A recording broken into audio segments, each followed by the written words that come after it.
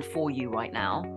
And you're having a huge impact on children across the world, which is really inspiring mission, to be honest. But, as you've always said, and I so agree, inspiration comes from real solid practice and effort.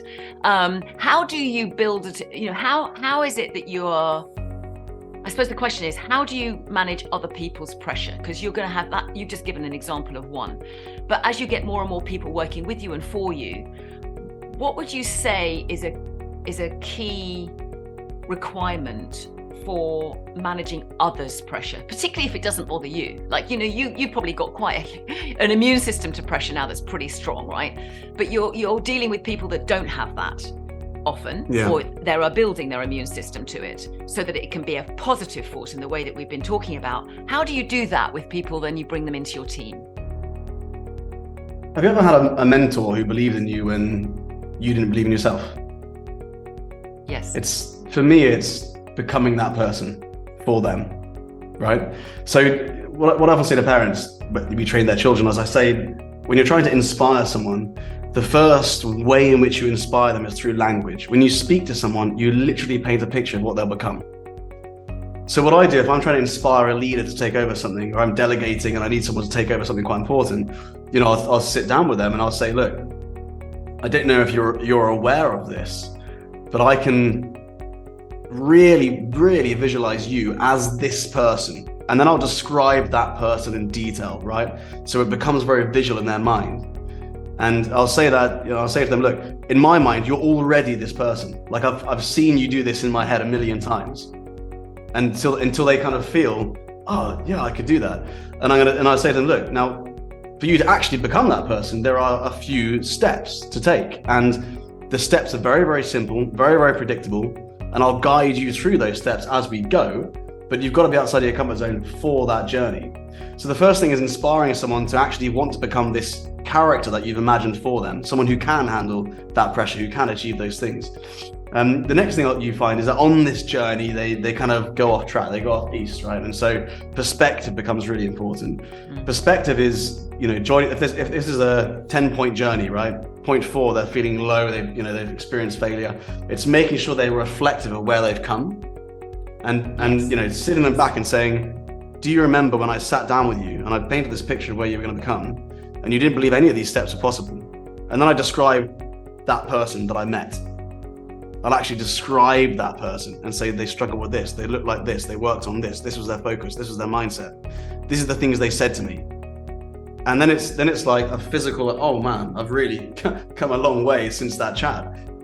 These things happen, up and down, perspective, and then the techniques I speak about with accepting the worst case scenario, this sort of back and forth of, what if this goes wrong? What if it goes wrong? You're not going to die, are you? What if it goes wrong? What if it goes right? What if it goes right, you become this person? If it goes wrong, we just try again. And so I think perspective and believing in people and inspiring through words and painting a picture of what they can become. And it's mindset stuff, but it's all very practical stuff. So practical, but so important. And what I really respect about this conversation, about this element of raising others' game, holding them able is a phrase I like to use. Hold people able because they're not able to hold themselves, so you hold them able. And I think there's some gold dust in just what you've just shared, Seb. For one-to-one meetings in organizations, what I typically hear is that one-to-ones get bumped by their leaders. Everything becomes too busy. Or when they do have the one-to-ones, it's very tactical. It's like, I'm coming with my list of things to do. I'm going to come with my list of things to do. And it's about let's getting through the tactical list of things to do. What I love about what you're describing here, which I think is so essential, particularly in this current uncertain, volatile world, is the leader's responsibility to hold people able and for them to be able to spend some time together understanding who you can be in order to achieve that. Yeah. As opposed to just the achievement list and what you need to get through. It's like, who are you? Who are you becoming? How can I help you become that? So that together we become even more powerful as a business.